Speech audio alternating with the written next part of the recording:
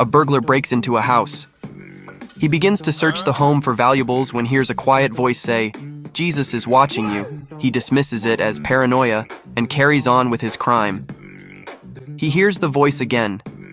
"Jesus is watching you." He knows this time it's not in his head, so he looks around the room and sees a parrot in the corner. He walks over to the parrot and it repeats one more time. "Jesus is watching you." The burglar says to the parrot, "Is your name Jesus?" "No, it's Moses," the parrot replied. The burglar laughs and says, "Who names a parrot Moses?" And the parrot says, "The same person who named the Rottweiler Jesus."